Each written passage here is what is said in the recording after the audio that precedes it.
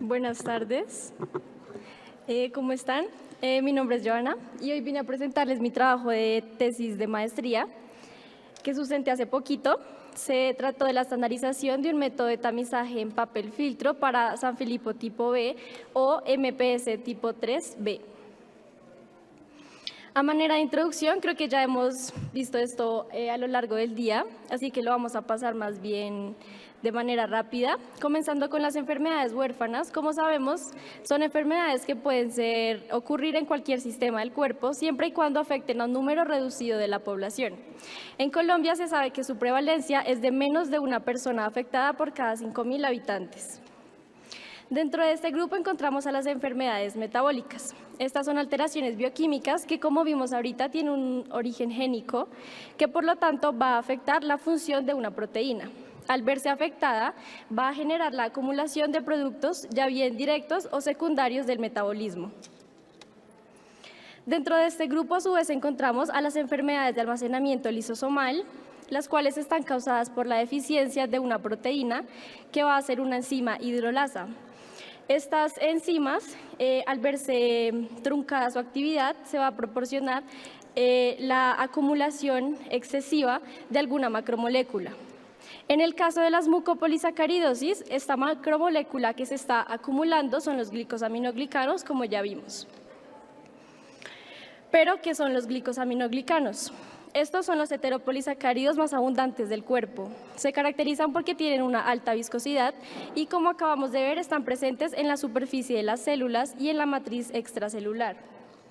Asimismo, tienen una baja compresibilidad, lo cual los hace ideales como líquido lubricante en nuestras articulaciones. En cuanto a su composición, se basan de unidades repetitivas de disacáridos que se van uniendo hasta que forman cadenas muy grandes. Los disacáridos pueden ser aminoazúcares, dentro de las cuales encontramos galactosamina o glucosamina, y ácidos urónicos como el ácido glucurónico o el ácido hidurónico. Ahora bien, según las unidades que se estén repitiendo, va a dar lugar a 5 glicosaminoglicanos que conocemos en la actualidad. Nosotros nos vamos a enfocar en el heparansulfato, el cual está compuesto por unidades de ácido hidurónico o glucurónico y alfa-N-acetilglucosamina. Según el glicosaminoglicano o los glicosaminoglicanos que se encuentren aumentados, va a dar lugar a una de las 7 MPS que conocemos en la actualidad. Mi trabajo se enfocó en la MPS tipo 3, en la cual está acumulado el heparansulfato. La MPS 3 a su vez se subdivide en 4 tipos, los cuales son A, B, C y D, y en cada uno de estos se va a encontrar deficiente una enzima distinta. Lo que tienen en común es que en todas se genera la acumulación del heparansulfato y por eso es que todas pertenecen a la tipo 3. Se dice que la incidencia es de 0.17 habitantes, 0.17 pacientes por cada 100.000 habitantes en Colombia. En esta imagen podemos observar la vía de degradación del heparansulfato y enfrente de cada letra encontramos la enzima que se encuentra deficiente en cada subtipo de esta MPS. Como se puede observar, cada enzima actúa en la parte terminal de la molécula realizando algún tipo de modificación que permite que la enzima siguiente pueda llegar y usar esa nueva molécula de sustrato para hacer su función y así sucesivamente. Entonces se ve una actividad secuencial. Nosotros nos vamos a enfocar en la MPS 3B, en donde la enzima deficiente se llama alfa-N-acetilglucosaminidasa o también le vamos a decir NAGLU. Esta MPS, a diferencia de las otras, se caracteriza porque los rasgos faciales son muy heterogéneos. Como podemos ver en esta imagen, no siempre se van a encontrar los rasgos toscos que hemos venido viendo a lo largo del día en varios pacientes, sino que por el contrario tiene un alto componente neurodegenerativo. De por sí en nuestro centro de investigaciones, la mayoría de pacientes llegan remitidos por especialistas en neurología. Por lo tanto, la mayoría de síntomas suelen ser pérdida de habilidades cognitivas, hiperactividad, un comportamiento agresivo y sobre todo un retraso en el desarrollo. En cuanto a la genética, como ya vimos, estas proteínas se encuentran deficientes, puesto que existe una mutación en el gen que las produce. Este gen también se llama NAGLU. y en la actualidad se conocen más de 106 mutaciones encontradas. Sin embargo, como vimos previamente, todavía no hay un análisis molecular que permita detectar esas mutaciones aquí estandarizado en nuestro país. En cuanto al diagnóstico, comienza con la orientación médica, como vimos ahorita, puesto que es algo muy del fenotipo, entonces ya hay ciertas normas establecidas que vimos ahorita. El médico va a encontrar esas condiciones en el paciente, lo va a remitir a un centro de investigaciones, en donde normalmente lo primero que se hace es un análisis de glicosaminoglicanos en orina y una electroforesis, para que, como vimos ahorita, sea posible identificar cuál o cuáles glicosaminoglicanos están siendo excretados en mayor medida en la orina. Como vimos también, esta es una identificación muy inespecífica, puesto que nos puede decir el glicosaminoglicano, pero esto no nos va a decir de una vez qué tipo de MPS es. Por el contrario, se hace necesario utilizar el gold estándar, que como hemos visto es una prueba enzimática que se realiza en extractos celulares. En nuestro caso lo hacemos en leucocitos. Esta prueba nos va a permitir no solo identificar qué tipo de MPS estamos hablando, digamos tipo 3, sino que al evaluar en específico la enzima en cuestión, nos va a permitir decir si es MPS A, B, C o D de manera más específica. A manera de justificación de nuestro trabajo, pues como ya sabemos, el diagnóstico de las MPS normalmente se realiza de manera tardía e incorrecta por periodos prolongados de tiempo. Se ha reportado que el 25% de pacientes de un estudio reportó que pasaron entre 5 y 30 años entre la aparición de los primeros síntomas y el momento en el que lograron por fin obtener un diagnóstico certero. Asimismo, el 40% de pacientes reportó haber sido mal diagnosticados, lo cual hizo que en un 33% de los casos estuviesen sometidos a un tratamiento inapropiado y algunos de ellos incluso fueron sometidos a una cirugía. En cuanto al diagnóstico, se sabe que está siendo un trastorno subdiagnosticado. En primer lugar, porque como vimos recientemente, es una sintomatología muy heterogénea, entonces hace que los especialistas no siempre puedan reconocerlo a primera vista de manera rápida. De manera adicional, como vimos, no hay estudios moleculares, por lo cual la labor de los genetistas está truncada. Ellos no pueden tener, digamos que no existe en nuestro país una base de datos de mutaciones, no se puede hacer todavía consejería genética. Hay problemas asociados al gold estándar, que es la prueba en leucocitos, que como sabrán es una muestra en fase líquida, puesto que requerimos transportar el tubito de sangre del paciente. Esto hace que el transporte necesite estrictas cadenas de frío para que la muestra llegue en condiciones óptimas y los resultados asimismo sean confiables. Esto hace que sea un proceso costoso y que cuando deseamos tamizar una porción grande de la población no sea posible. En cuanto a la epidemiología de Sanfilippo en Colombia y en general de las MPS, los estudios que hay son muy escasos. La información que hay al ser un trastorno subdiagnosticado, puede que la poca información que haya sea errónea o que no esté actualizada. El último estudio que está sobre epidemiología de MPS en Colombia es del 2012. Y tampoco se conoce la distribución de la enfermedad a lo largo de nuestro país. Los estudios que han realizado en nuestro país proponen que esto se puede ver principalmente a la falta de personal médico entrenado, es decir, no todos los médicos todavía reconocen los rasgos faciales, el fenotipo en general de estas MPS para que puedan ser remitidos con prontitud a un centro de investigación. Asimismo, la variedad de manifestaciones clínicas, que como vimos es muy heterogénea, entonces la MPS 3 suele ser confundida en un inicio con otras enfermedades que tengan un componente neurológico mayor. Y que los centros de referencia para el diagnóstico de MPS en nuestro país son muy contados.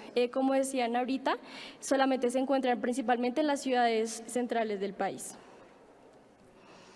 Es por esto que nuestro objetivo general fue realizar una aproximación diagnóstica a la enfermedad de Sanfilippo tipo B, en primer lugar, estableciendo valores de referencia en leucocitos. Como ya vimos, esa es la prueba gold estándar y por lo tanto esa es la prueba que va a ser la más confiable, la que nos va a poder dar un rango de referencia que podamos utilizar para ahí sí crear o estandarizar la prueba de tamizaje en papel filtro. Como vimos ahorita, esta prueba es solamente de tamizaje y tiene que ser confirmada luego en leucocitos. Entonces, por eso hay que primero estandarizar en leucocitos. Lo bueno del papel filtro es que nos va a hacer mucho más fácil el transporte de las muestras, puesto que ya no van a ser en fase líquida, sino que es en fase sólida. Y digamos que es más sencillo el transporte. La muestra también es mucho más pequeña. Nosotros utilizamos un diámetro de 1.2 milímetros, entonces la cantidad de reactivo que utilizamos también es mucho menor. En cuanto a la metodología, pues en primer lugar fue obtener las muestras. Aquí tenemos dos grupos de estudio. Los controles normales son voluntarios de la universidad básicamente que nos ofrecieron brindar de su muestra de sangre.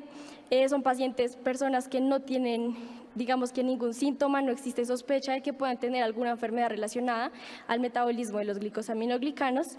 Y también está la población de alto riesgo, que son aquellos pacientes que fueron remitidos a nuestro centro de investigación por algún médico especialista que determinó que el paciente puede tener sospecha de MPS.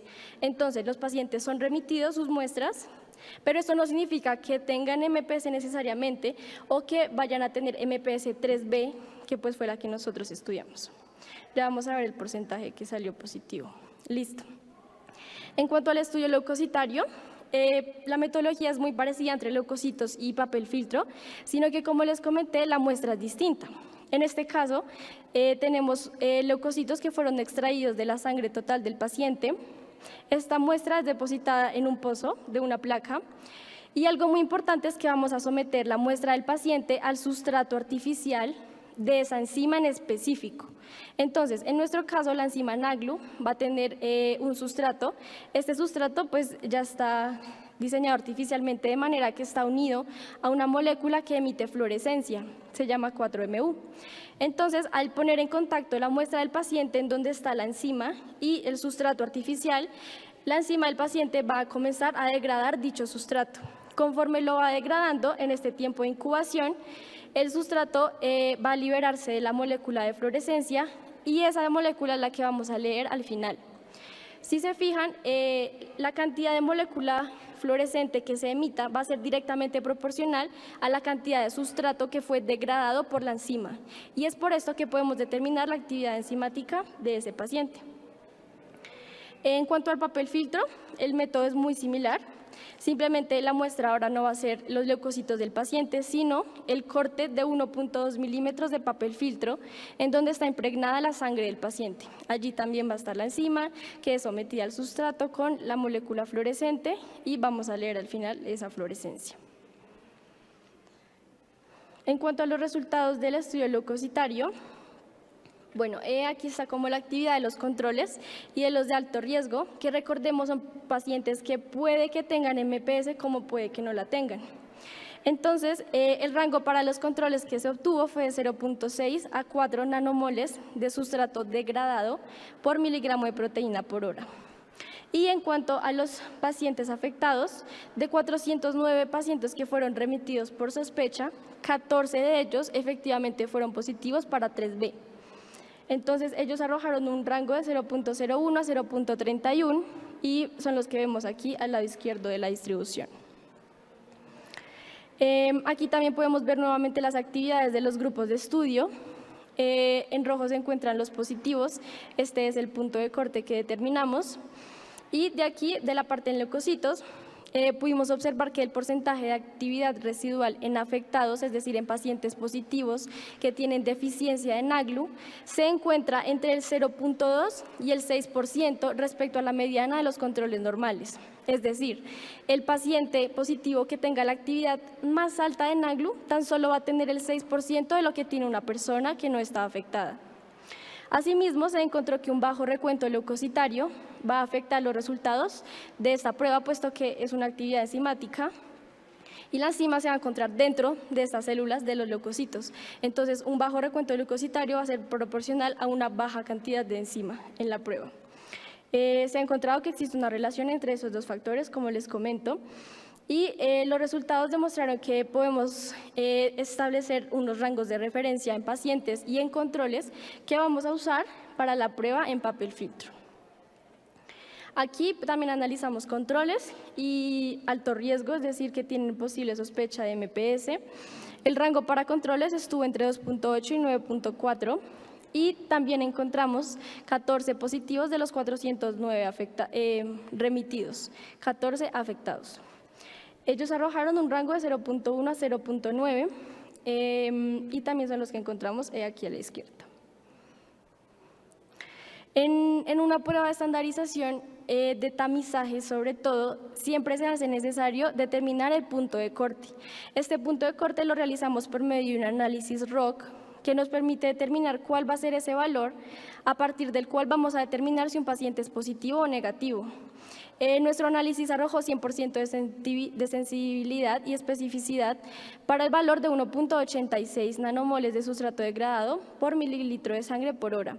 Es decir, todo paciente que tenga un valor de actividad enzimática de 1.86 o menos en papel filtro va a pasar a una ronda de confirmación en leucocitos para decir que efectivamente es positivo. Si nos fijamos en ambos métodos, obtuvimos el mismo número de pacientes, los mismos 14 pacientes fueron positivos. Esto es aproximadamente el 3.4% del total de la muestra, que fueron 409. Asimismo, el hecho de que hayamos tenido una correlación del 100% entre la prueba de tamizaje a estandarizar y en leucocitos nos permite inferir que la prueba de tamizaje funciona correctamente. Aquí podemos observar en naranja el punto de corte y aquí los valores de actividad enzimática para los pacientes que fueron positivos. Entonces, pudimos obtener un 100% de correspondencia. En la actualidad, de por sí, estamos implementando este método de tamizaje en el laboratorio. Y es importante mencionar, como ya lo decía mi colega anterior, que aunque la técnica en papel filtro permite tamizar porcentajes de la población grandes, esta prueba es solamente de tamizaje y requiere una segunda ronda de confirmación para poder dar un diagnóstico certero a los pacientes y sus familias. Asimismo, nosotros recomendamos cuantificar la actividad de una o dos enzimas control con el fin de garantizar el buen estado de la muestra. Esto lo hacemos puesto que, como les comenté, puede que a veces la muestra en el transporte algo suceda y no sea tan confiable. Lo que hacemos es escoger una o dos enzimas cuya actividad no esté relacionada en el metabolismo de la enzima aplicada, en este caso el heparansulfato, de los glicosaminoglicanos, son enzimas diferentes y el hecho de que nos den valores dentro de la población normal nos hace pensar que la muestra está en un buen estado y podemos proceder a evaluar la enzima en cuestión, que en este caso es NAGLU. Los resultados de leucocitos y papel filtro tuvimos la fortuna de haberlos publicado y presentado, por si alguien está interesado en saber más de esta información. Y como la última parte de la presentación, quisiera comentarles acerca de unos resultados que el doctor Alfredo Uribe y la doctora Adis Ayala han estado trabajando en el laboratorio durante muchos años. Ellos ya habían conformado, digamos que, estudios de varias MPS y lo que hicimos ahorita fue agregar de la 3B, que era, digamos, que la que faltaba. Entonces encontramos algunos datos epidemiológicos muy importantes que les queremos mostrar. En total, de todas las MPS que les mostré ahorita, evaluamos 8.239 muestras, de las cuales 370 resultaron afectados para todas las MPS. Aquí podemos ver la distribución de casos, que como ya sabemos, la MPS 4A es la más frecuente, seguida de la MPS 6 y la MPS 2 en nuestro país.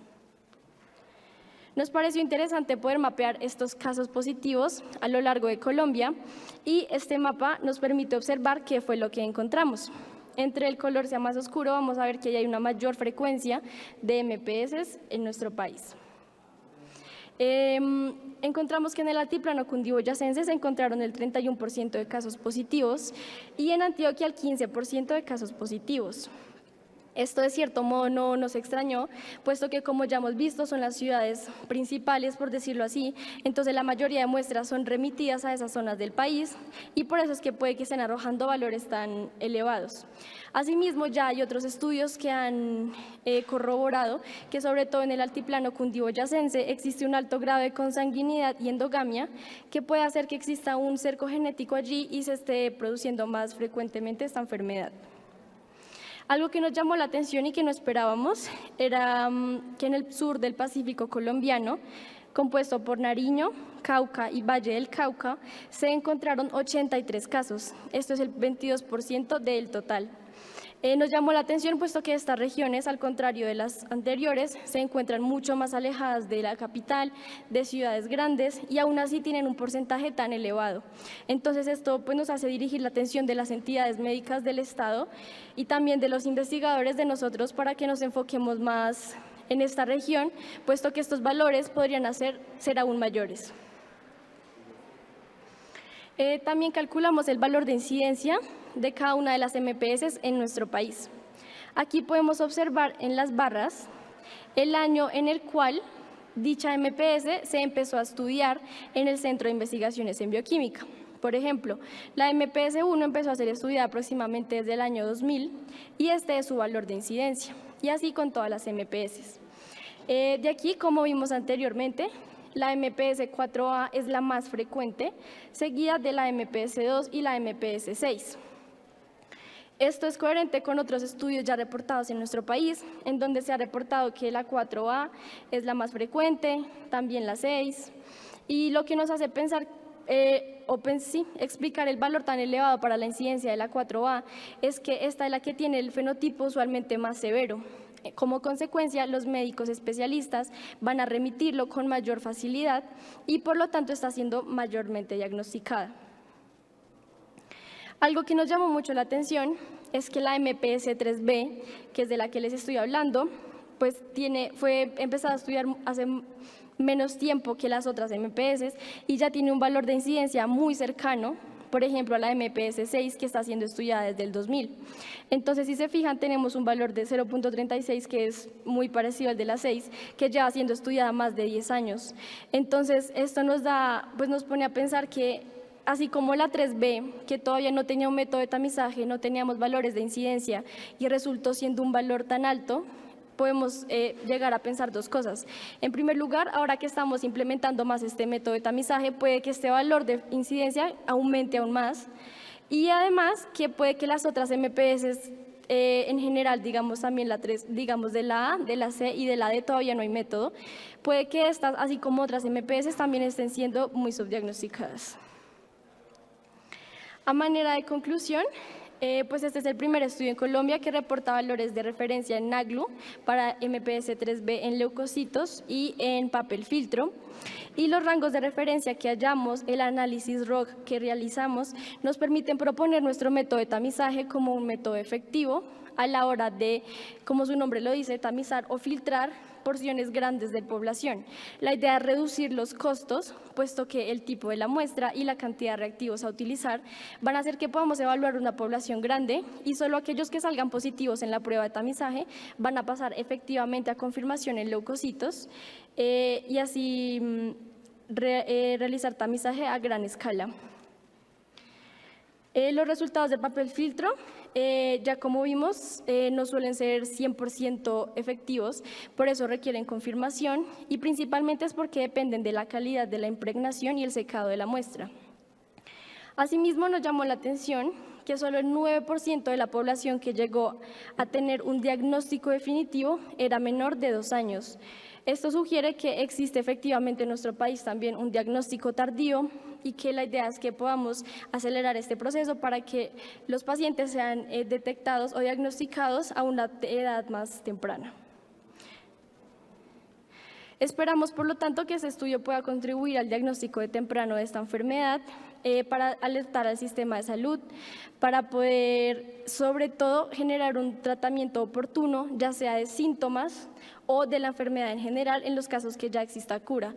Para el caso de la 3B todavía no hay un tratamiento, entonces lo que sí podemos hacer es acelerar el proceso de diagnóstico para empezar a tratar los síntomas, que como ya sabemos en general son neurodegenerativos, entonces podemos ayudar bastante a los pacientes.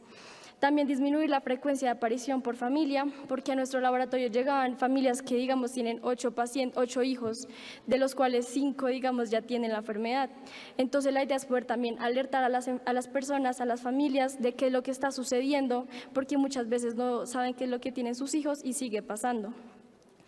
En cuanto a la parte de epidemiología, nuestro estudio también es muy importante para la parte de cálculos costo-beneficios en tratamientos y sobre todo para que, como vimos, se puedan hacer tamizajes neonatales. Cuando una enfermedad tiene ya un valor de incidencia elevado, digamos que se puede decir que se puede empezar a considerar ingresar dentro de los paneles de tamizajes neonatales. Y eso era todo. Muchas gracias.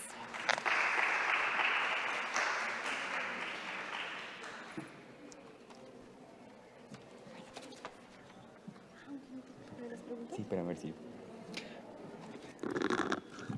Muchas gracias, doctora Joana.